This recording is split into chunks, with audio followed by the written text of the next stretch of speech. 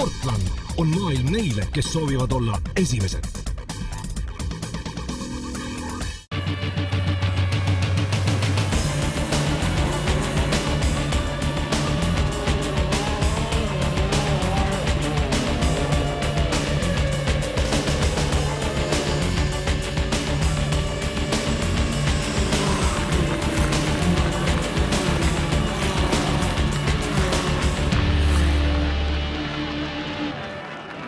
Tere tulemast mootorite maailma ja tere tulemast Haapsalu rahvasprindile. Just aprillikuul on autosportlastele kevade kuulutajaks igaühe terviseklubi poolt korraldatav nauditav võidusõit, mis tänavu kandis peasponsori Lionesi nime. Kui rahvasprindi karikasarjas 2 esimest etappi Otepääl ja Auto 24 ringil alles kogusid hoogu, siis igaühe terviseklubi kutse tõi asfaldile kiirust nautima juba 96 võistlejat, mis tegi korraldajale ainult rõõmu. Tore, et Haapsalust on alati sõitjad tahtnud tulla ja eks me oleme püüdnud siis niimoodi teha, et nad tuleks ikka iga aasta siia tagasi jälle. Täna on nüüd natukene karmim tehniline, et aeg-ajalt peab tegema, et muidu läheb see asi nagu käest ära, et võib-olla sõitjad vaatavad, et asi on nii, et ei peagi midagi tegema, et täna ja täna nagu märgistame rehve, et kuna see aasta on see rehvi reegel natukene muutus, et siis et ei oleks pärast proteste ja võistluse lõpp ei veniks, siis märgistame praegu ära need rehvid ja mis vastavad tingimustele ja on nagu korraldajal lihtsam ja sõitjatel läheb pärast kiiremini. Ja sul endal ikka käed elad tööd täis, et ise hüppad ka kindlasti ju rooli? Jah, et ise olen ka täna ja tahaks kodus ikka poodiumil olla ja võita, aga eks päev näitab. Kuidas see raja ja võistluse ülesehitus võrreldes eelmiste aastatega on? Kuna ega siin eriti nagu palju variante ei ole, et finiš on kindlas kohas ja starti me oleme saanud muuta siis Raudteejaama või siis Mulla tänavalt, et nüüd on jälle, eelmine aasta oli Mulla tänavalt, nüüd on Raudteejaamast ja nüüd leidsin nendest variantidest jälle ühe sihukese uue variandi, mida pole nagu varem jälle sõidetud, et midagi me siin kombineerime, et aga ega need kombinatsioonid hakkavad nagu juba sedasi otsa ka saama. 2,2 kilomeetri pikkune linnaring tuli osavõitjatel läbida 3 korral, arvesse läks 2 kiiremat aega. Pilku püüdvad autosid oli loomulikult palju, aga kõige rohkem tähelepanu köitis tuliuus Peugeot 308 GTI, mis raja ametlikult lahti sõitis. Olgu öeldud, et tegemist oli Eesti autoturu uudismudeliga. Roolis Meelis Orgla, kaardilugejaks Jaan Melsas.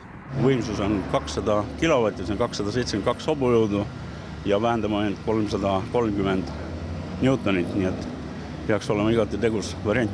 Meie eesmärk oleks natukene Haapsalu rahvale autot tutvustada, et läheme siin, sõidame siit eest läbi. Auto hinnaklass jääb sinna 30 000 ja natukene üle ja auto hakkame lanseerima sellest kuust Eestis ja siis peaks olema ka võimalik juba soetada igale asjahuvilisele endale see auto. Kui 84 toodeti see esimene Peugeot 205 GTI, siis 1985. aastal tuli Timo Salorens Peugeot 205 GTI baasile ehitatud ralliautoga T16 maailmameistriks ja 86. aastal tuli Juha Kankkunen sellega maailmameistriks. Kuuldused Läänemaa meeste heast korraldusest on jõudnud ka meie lõunanaabriteni ja nii olid 2 klassis kohal ka lätlased. Kõige rohkem osavõitjaid 19 oli 1 sillaveoga autode klassis, kus mootori kubatur üle 1800 kuubiku. Igas voorus oli erinev võitja. Väga valusalt alustas kodurajal Marko Kukuškin, kahjuks järgnes avavooru võidule katkestamine. Omad probleemid olid ka teisel favoriidil Rene Ukaredal, aga tema jätkas tõusvas joones. Avasõidu 3. ajale järgnes teises voorus juba võit. Stardis rehvi pina peal nii hästi, et tegime väikse pürjeti seal ja sellega kaotasin päris oluliseid sekundeid. Aga lõppkokkuvõttes oli 3. aeg ja võib rahul jääda. Teine voor oli praegu just lõpetasin ja vigu ei teinud, et sõitsin puhtalt läbi kinna peale. Rada on üldvalt sama, et siin väikeste muudatustega, aga ei midagi üllatavat, et siin juba aastaid käidud, et tuttavad tänavad, tuttavad kurvid, äärekivid. Võrdsete punktide juures 3. vooru võitja Andrek Põllumäega sai määravaks paremuselt teine sõiduaeg ja see andis sekundilise edu ja etapivõidu Rene Ukaredale. 3. oli Taivo Rooger.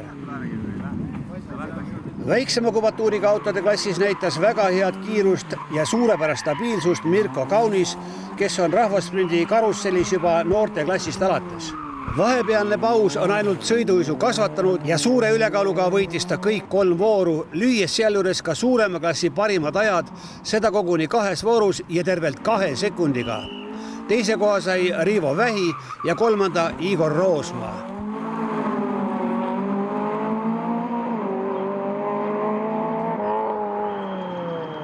Nõukogude aegse autotoodangu imed on endiselt populaarsed. Klassis SU oli koguni 16 osavõtjat, millele niinimetatud Mosseliiga lisas omalt poolt veel 5. Kaua sa oled sõitnud seda rahvasporti üldse, mis sa saavutanud oled? Nüüd peaks minema 4. või 5. aasta. Eelmise aasta juunior 18 rahvaralli esimene koht. Ja see aasta on siis nüüd juba täiskasvanud klassis? Jah, SU klassis, aga see aasta kahjuks pooleni, et ma pean minema kaitseväkke poole suve pealt. Ehk et siis nii-öelda hooaja kokkuvõttes eesmärke ilmselt ei saa seada? Jah, see aasta väga ei saa. Kui Kalle Kruusmaal seoses korraldusega oma autoga alati kõik ei klapi, siis seekord probleeme ei olnud. Kindel klassivõit sai selgeks juba 2 esimese vooruga. Otsustava sõidu võitis Aivo Täpsi, kindlustades sellega veel kord oma teist kohta, 3. oli Meelis Värva. Mosseliigas oli rebimine äärmiselt tihe. Võrdsed punktid kogusid Heigo Tinno ja Timo Pipar. Samas järjestuses olid nad ka lõpp-protokollis. 3. oli Ermo Jeedas. Eraldi arvestus oli ka 60+ klassi meestele. Võitjas polnud kahtlust, Valter Puda oli kiire ja stabiilne. Ometi oli igas voorus erinev võitja ning erilisse hoogu läks kõige vanem härrasmees, 73-aastane Hillar Kruusmaa, kes võitis 3. vooru ja nii kogusid järgnevad 3 meest võrdselt punkte. Kiirem oli neist just kogu võistluse vanim Hillar Kruusmaa, aga vastavalt juhendile oli määrav teise vooru aeg ja nii pidi ta leppima hoopis 4. kohaga. Teine oli Toomas Lemberg ja 3. Väino Tõkke.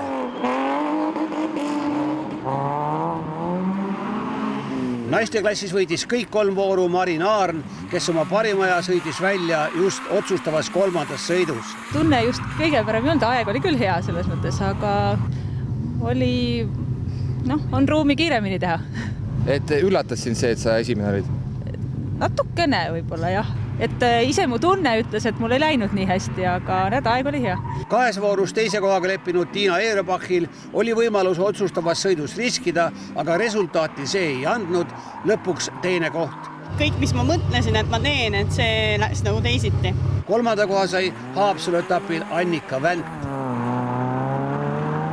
Kõige kiiremas nelikveoliste klassis oli rajal tosin autot. Ka selles klassis oli 2 esimeses voorus erinev võitja. Konkurentidele sõitis nii-öelda ajaette Gert Aasmäe. Igati korralik sooritus tõi sissejuhatuseks 3. positsiooni. Ütleme nii, et esimene ring oli rada libe ja paar käiguvapsu tuli ka. Aga praegu oli nagu sõit enam-vähem, aga lihtsalt mis vahest kaotab 0,. Riskime ikka peab jah, aga arvatavasti üle 3. koha hetkel ei saa. Väga valusalt alustas kohe aga Martin Vaga, kes võitis avavooru rohkem kui 2 sekundilise eduga. Sealjuures igas voorus näpistas ta oma ajast veel 2 sekundit maha. Ometi oli Lembit Nõlvakul varuks üllatus.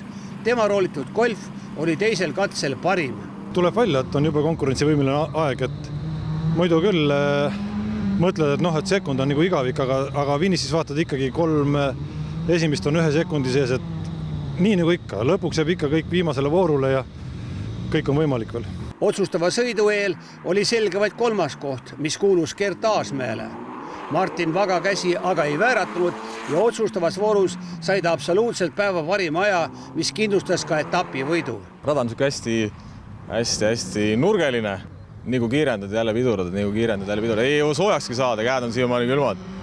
Et tihe rebimine jah, kõik mehed on siin 0,0 sekundis, et üks vale piduses oledki ilma esikohast.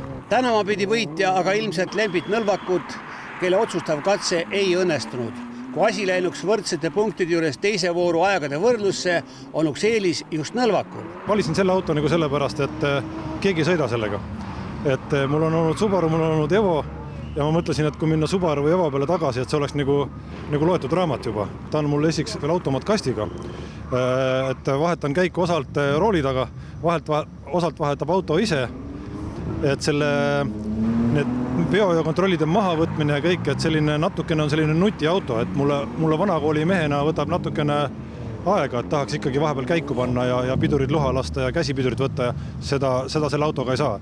Ühelt poolt on lihtne, teiselt poolt, kui tahad seda sekundit nagu võita, siis võid hoopis selle maha mängida. Esikolmik seega Martin Vaga, Lembit Nõlvak, Gert Aasmäe. Meeldivalt palju oli rajal noori, 2 klassis kokku 14 võistlejat. Kuni 18-aastaste klassis võitis kõik sõidud Kristjan Lepind, teine oli Kaspar Kaasan ja 3. Jaan-Erik Blanken. Kuni 16-aastaste klassis oli rajal ka sõidu kõige noorem, alles 9-aastane Jaspar Vaher. Vapralt võitles koos poistega 13-aastane Karolin Soidla. Selle klassi 3 kiiremat olid Patrik Juhe, Jarmo Kurba ja Jako Allika. Igaühe terviseklubi korraldusel toimub juunikuus juba sportliku ralli Eesti meistrivõistluste etapp. Nimisponsoriks on meil Lioness, nii et teeme ka juba praegult, ka siin Haapsalu sprindil teeme Lionessiga koostööd, et niisugune pikemaajaline projekt on nüüd nagu Lionessiga plaanis. Mõte tekkis peale viimast rahvarallit, kui õhtul nagu arutasime meeskonnaga ja viskasin sõnakõlksu välja, et kuulge, et teeksime nagu sportralli järgmine aasta, kuna 2012 olime ühe väiksema versiooni teinud ja siis kiideti see heaks, et oli hästi korraldatud ja võtsime Meelis Orgaga pered kahekesi nagu veame seda ja praegu kõik sujub, et toetajad on taga aga otsime toetajaid juurde, et kuni viimase hetkeni, nii et praegu sujub. Suur võidusõit saab Läänemaa teedel teoks 10.–11. juunil, mis muud kui kohtumiseni taas Haapsalus.